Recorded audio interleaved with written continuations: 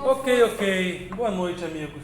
Boa noite. Eu coloquei ali educação e economia porque nós estamos no olho do furacão de uma greve de professores que está para estourar aí. Vocês ficaram sabendo? Sim.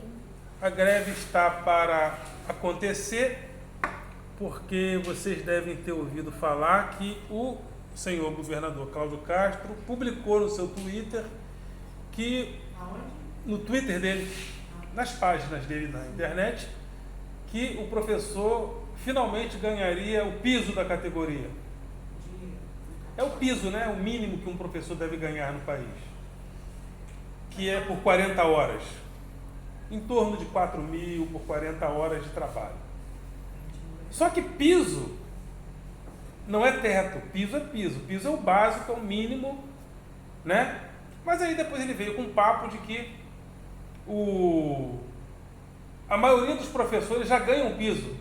Só que ele colocou o plano de carreira para dizer que um professor ganha o piso. Ou seja, se um professor não ganha o piso, mas com o tempo ele faz o plano de carreira, ele pode alcançar esse piso, mas não como piso, mas como plano de carreira. Não, ele na realidade falou que deu o piso, mas na verdade ele não deu o piso.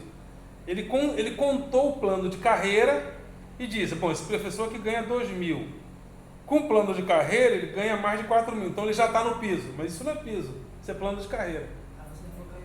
Aí na realidade,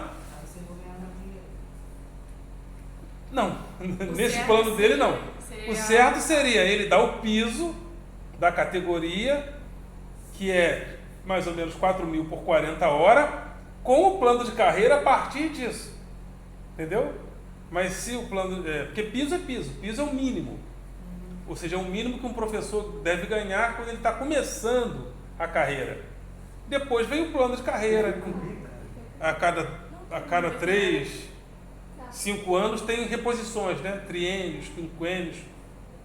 Aí, só que por causa disso, a categoria se sentiu ofendida, enganada, mais do que enganada, né? Uma mentira idiota, tola. Aí a greve está para acontecer, talvez, a partir da próxima quarta-feira. Por que eu estou falando isso para vocês? Porque a educação, ela tem muito a ver com aquilo ali, com economia. Não sei se vocês já perceberam, na política brasileira, o principal ministério é o Ministério da Economia, né? É o ministério que mais dá o que falar. O presidente, o ministro da Economia hoje, sabe o nome dele? Qual que é? Vaguinho não. É o Fernando? Não, Fernando Haddad é Haddad. Da Fazenda. Não, Fazenda e Economia. Então, Ministério da Fazenda é Ministério da Economia. É porque é sinônimo, são sinônimos. Ministério da Economia e Ministério da Fazenda são sinônimos. A fazenda pública é a economia. E a economia tem muito a ver com a educação, por quê? Porque quem organiza o orçamento de uma nação, do ponto de vista, ou seja, vai sobrar tanto dinheiro para a educação, tanto para a saúde, tanto para planejamento, enfim. Quem organiza isso é o Ministério da Economia. E ele deve buscar esse orçamento dentro de uma coisa chamada sistema da dívida, ou seja, o Brasil deve para muita gente.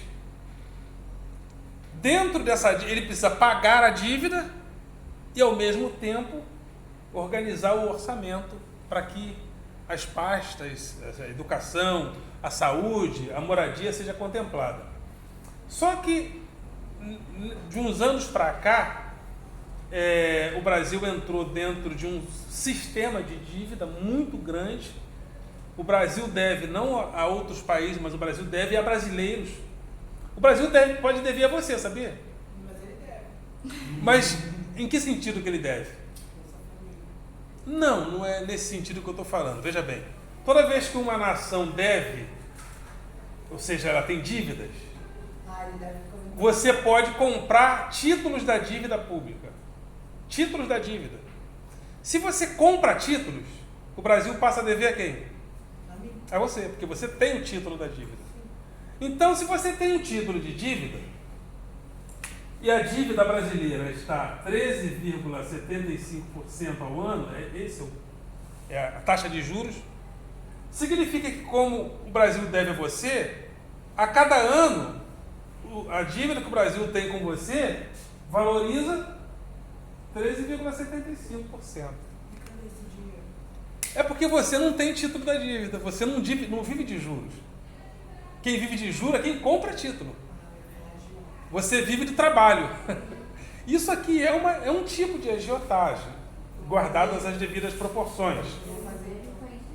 Então, por que eu estou falando isso? Porque o Brasil deve a pessoas que têm esse título da dívida, o orçamento tem que ser destinado para essas pessoas que o Brasil deve, e ao mesmo tempo o Brasil precisa organizar a sua economia para tocar a educação, a saúde, a moradia, e é nessa briga invisível que nós estamos. E a intenção do Estado brasileiro é não fazer, por exemplo, concurso para professor nunca mais. Essa é a intenção. A gente não tem concurso público para professor desde 2014. Agora, se não tiver concurso público para professor, como os filhos de vocês, se não pagarem escola pública, vão estudar como? Pelo YouTube, né? Complicado. Vocês acreditam em educação pelo YouTube? Sim. Depende da pessoa. Depende da pessoa. Olha, eu acho... Depende da pessoa que ensina pela internet e depende da pessoa que está assistindo a aula. Tem pessoas que têm facilidade de pegar pela internet. Mas... Já tem outras que é muito... você disse tudo, tem pessoas. Poucas. Mas a educação precisa ser... Ela precisa ser de qualidade para todos. Se a gente ficar dependendo só de tem pessoas, a gente... Mas é importante, eu entendo, né? Nenhum país abriu mão da educação na escola, né? Não, os melhores países têm as melhores tem a melhor educação pública. É o nosso que é burro. A gente que não investe. Professor, exemplo é, quando eu tenho dúvida mexendo numa moto, eu pesquiso no YouTube. Mas mexe. A moto saindo voando. É aquele negócio. Uma coisa é mexer numa moto, outra coisa é educação, de um modo geral, né? Não, mas de qualquer forma é uma escola, estou aprendendo, né? É uma escola. É um modo Mas ensino. a educação não é só aprender a mexer na moto, tem muitas coisas, né? Muitas coisas para aprender. Muitas coisas para aprender. Então, nós estamos dentro dessa briga aí, Mas eu me perco do YouTube. nos sentimos enganados, e esse é o objetivo do Estado do Rio, do Estado brasileiro, é não fazer concurso público para professor nunca mais. Eu acho que isso é um problema. Também porque existe essa briga entre o orçamento que o Brasil deve pagar a dívida e o orçamento que ele deve investir em educação, saúde, moradia, etc. e etc. Então é isso. Eu vou colocar aqui uma observação sobre a aula de hoje.